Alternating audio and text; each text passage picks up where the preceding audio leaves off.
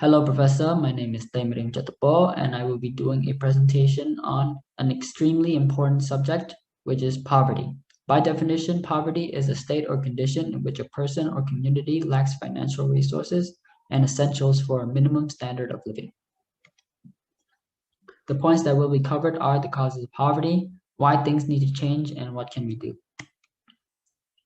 First, the causes of poverty, such as inadequate access to clean water and nutritious food. Currently, 2 billion people around the world does not have access to clean water at home, and over 800 million suffer from hunger. It's possible to say that these people are in this situation because of poverty, but these are the bare essentials a person needs to survive, and without it, a person does not have the energy to work, forcing them to stay poor.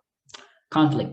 Conflict causes poverty in many ways. In war-torn countries, conflict grinds society to a halt, destroys infrastructure, causes people to flee, forces families to sell or leave behind all their assets.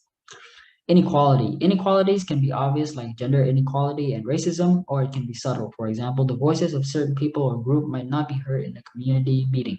The people affected by this lack the support they need to lift themselves out of poverty. Poor education. Education can open doors to jobs and other skills that can help people escape poverty. Some families can't send their children to school because they want them to work. Some children go to public schools that are outdated, doesn't pay the teachers enough, and all around have no care for the students. No access to livelihoods or jobs. Particularly in developing and rural parts of the world, dwindling access to productive land and overexploitation of resources caused by major corporations causes people like farmers or fishermen to go out of business.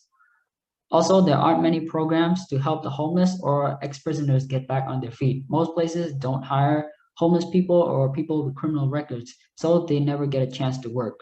Recently, COVID-19 has forced almost the whole world into unemployment, and many families who were already struggling are now having an even harder time surviving.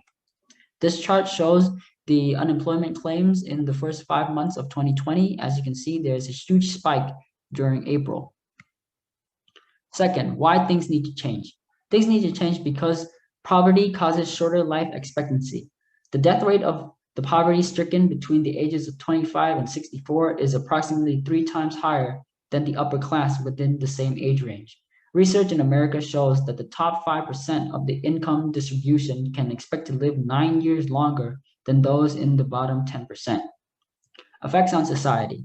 Businesses are unable to find good workers, consumers pay less for their goods, hospitals and health insurers spend more time treating preventable illnesses, increase in crime, increase in the homeless population, taxpayers have to pay more, and so on. Poverty causes struggle, poverty causes sickness, and poverty causes people to live without peace. It doesn't matter whether you're rich or poor, poverty affects us all. The cost. An estimation made in 2015 shows that the expense of poverty in the US, including the increased healthcare costs, criminal justice costs, and costs associated with reduced productivity and economic output, is approximately $1 trillion, or 28% of the entire federal budget. What can we do? Develop and implement rapid and sustained economic growth policies and programs. In areas such as health, education, nutrition, and sanitation, allowing the poor to participate and contribute to growth. Improve management of natural resources. Rural poverty-stricken communities depend on agriculture and other natural resources for their livelihood. It is necessary that they have easier access to those resources with better management. Encourage countries to engage in trade.